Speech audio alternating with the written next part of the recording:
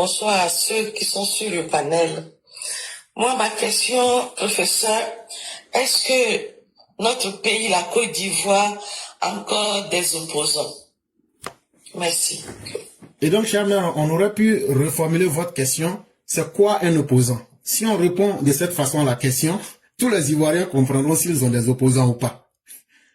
Voilà. Et donc, c'est quoi d'abord une opposition? Je vais vous donner les caractéristiques de ce qui peut identifier des personnes comme des opposants. 1. La capacité à exister dans un cadre légal. Mais les gens vont dire, mais de quoi tu parles?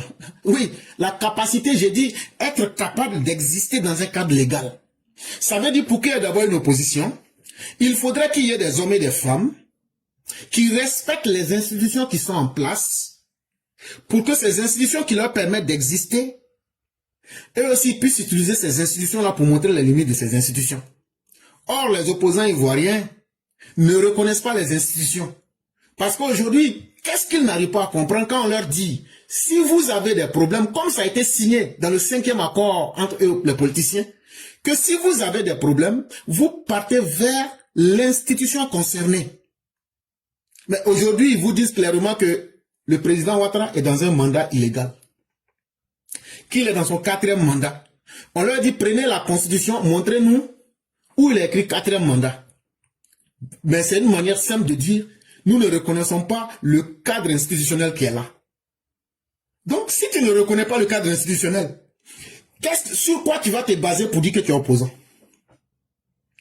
Or, il se trouve que ce sont les lois qui permettent que vous puissiez aller faire une demande et que vous restez dans un environnement et on vous demande, comme on n'est pas dans un monde parfait, et donc ce qui n'est pas parfait là, vous critiquez.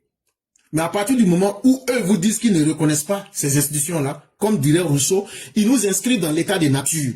En petit français, ça veut dire, eux sont dans la sauvagerie. Donc, c'est ce qui les invalide d'abord, ça fait 1. La deuxième caractéristique, quand on se dit opposant, on doit être capable de proposer des idées. Cher maire, quelle est la dernière fois que vous vous souvenez que les opposants ivoiriens ont proposé des idées ou même des solutions aux Ivoiriens? Je prends ici Je prends ici tous les Ivoiriens. Depuis le jour que le PDCI est tombé dans l'opposition, en 1999, depuis le jour où le PPACI est tombé dans l'opposition, un certain 11 avril 2011, dites-moi, depuis 1999 jusqu'à aujourd'hui, là, lequel de ce parti a proposé une idée et tous les Ivoiriens ont dit vraiment, cette idée-là, on peut être d'accord, on peut ne pas être d'accord avec les opposants, mais cette idée-là, ça c'est très bien pour tous les Ivoiriens. Donc, si tu te souviens, faut nous dire, mais ça n'existe pas. Donc, à quoi sert-il d'avoir des groupements de personnes qui sont là pour ne rien proposer, comme s'il n'y avait pas de problème en société? Donc, ça fait la deuxième caractéristique. Un groupe d'opposants doit être un groupe qui a la capacité de proposer des solutions au gouvernement et au peuple. La troisième caractéristique, une opposition n'est pas une force de négation. C'est très important. Être opposant là, ça ne veut pas dire qu'il faut s'opposer. Comme on n'est pas au pouvoir, on s'oppose à tout. Quand tu fais ça, tu rentres donc dans le clash. Tu deviens maintenant une force qui tire le pays vers le bas. Mais je vous prends des exemples simplement. Quand vous avez vu ici des Ivoiriens, notamment ceux du PPACI, dire que les 49 soldats qui étaient dans un cadre international de l'aménagement, dire que oui, c'est les putschistes là qui ont raison. Les 49 là, ce sont des mercenaires. On ne connaît même pas leur nationalité. Oh. Ils ont envoyé Aïcha Kone pour répéter ça. Ils ont envoyé Pulcherik Balé pour répéter ça. Parce que ces personnes que vous voyez là, c'est Babo, c'est le PPACI et autres qui les ont envoyés pour dire ça. Et si c'est cela qu'on appelle une opposition, on n'est pas capable de proposer des solutions, mais plutôt on essaie même de saboter le pays que vous-même vous voulez diriger là. Si vous sabotez, c'est comme une femme que tu veux marier.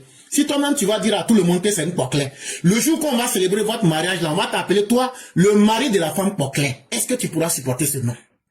Aujourd'hui, qu'est-ce que nos opposants font?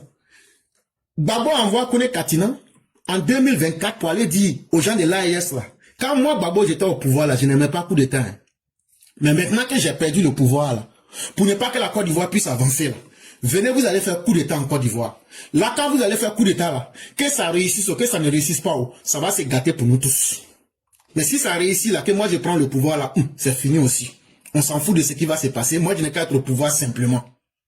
Et donc, c'est quoi? Ils ne sont qu'une force de proposition de problèmes. Ils deviennent une force qui propose des solutions et des problèmes. C'est ce qui fait aujourd'hui que l'AES, là, quand vous voyez là, ils attaquent aujourd'hui la Côte d'Ivoire. Si vous voyez qu'ils se musclent devant la Côte d'Ivoire, là, c'est ça que les opposants ont produit. Comme les Soroguem ou autres. Et donc, ils deviennent des forces de création de problèmes. Et quand tu vois un groupe d'individus qui créent des problèmes dans un pays, ce n'est pas un groupe d'opposition politique, idéologique ou intellectuelle, c'est un groupe terroriste. Parce que je ne vois pas un argument qui puisse faire que quelqu'un va détester son pays au point de mettre la vie des citoyens en danger. Parce que ce que vous oubliez, comme je l'avais déjà dit, si vous encouragez les forces de l'AES à attaquer la Côte d'Ivoire, s'ils attaquent là, vous pensez que eux là, les moyens qu'ils vont mettre à attaquer la Côte d'Ivoire là, ils vont vous demander de payer. Et qu'est-ce qu'ils vont faire?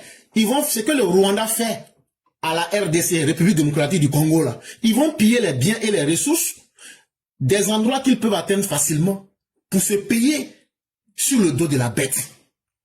Et donc, chers mes même, ne serait-ce qu'à me limiter à ces trois facteurs, je peux déjà vous démontrer qu'il n'y a pas d'opposition en Côte d'Ivoire parce que, 1, ils n'ont pas d'idée à proposer. 2, ils ne reconnaissent même pas le cadre institutionnel, ce qui veut dire que eux-mêmes là, ils veulent toujours rester hors la loi. Est-ce qu'on peut accepter que des hors la loi soient des opposants et nous proposer des attitudes hors la loi? Non.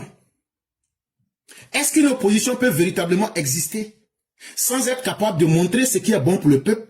Ou bien encore, d'être capable d'être une force de critique du pouvoir en place. Vous allez remarquer que c'est des gens comme nous autres qui critiquons le pouvoir qui est là. Alors que ça ne devrait pas être notre rôle. Mais parce que quand il y a des choses qui ne vont pas, mais quand on lui demande critiquer le gouvernement, on trouve des petits individus comme Jean-Claude Kouassi, ou mais je ne sais pas comment l'appeler là, GFK. On lui dit, va, la femme là, c'est elle qui est en forme là. Il faut aller dire qu'elle est corrompue. Ça, c'est une accusation. Une accusation qui cible un individu n'est plus une critique politique. La critique politique dit quoi? Que la corruption existe en Côte d'Ivoire. Maintenant là, si vous voulez la prendre, allez à la justice. La première question que je vais poser au juge là, juge, il faut me montrer un seul pays au monde où il n'y a pas de corruption. Le juge même va dire, il n'y en a pas. Il dit, voilà. Donc, la Côte d'Ivoire n'est donc pas différente des autres pays du monde. Cherchons ensemble les poches de corruption et essayons de lutter contre ça. C'est ça qu'on appelle une critique. Et je dois être capable de proposer des solutions. Quand je critique quelque chose, comme par exemple, je sais pas, la dernière fois on a critiqué quoi? On a critiqué le centre qui fabrique les plaques là. Mais après on a donné des solutions. Et on a établi les faits sans entrer dans les particularités pour dire c'est tel individu qui a fait ça, qui a fait ça, qui a fait ça. Non, ça ne nous intéresse pas. Le problème qui est posé maintenant, à partir du moment où tout le monde sait là, ce que moi j'ai vu là, c'est pas ce que toi tu as vu, c'est pas ce que quelqu'un d'autre a vu. On n'a pas vécu les mêmes expériences, mais le problème il est réel. Et à partir du moment où nous le signifions aux dirigeants, c'est leur responsabilité de mener les actions qu'il faut. Et donc, chers, pour ne pas abuser, je dirais donc qu'il n'y a pas encore malheureusement d'opposition en Côte d'Ivoire. Nous avons plutôt affaire à des gens qui sont frustrés, des gens de mauvaise foi parce qu'ils ont perdu le pouvoir. Et donc, eux ils vivent cela maintenant. Ils sont dans une attitude obsidionale. C'est comme quelqu'un qui a été encerclé par l'ennemi. Et donc là, il faut dégager toute son énergie pour faire du mal autour de soi. C'est tout. Et donc, qu'est-ce qu'ils font? Ils tombent dans la xénophobie, ils tombent dans la haine, ils tombent dans le dénigrement, ils tombent même dans des missions où ils vont vendre le pays à l'extérieur pour essayer de casser le pays. Mais ça ne peut pas être considéré comme une opposition.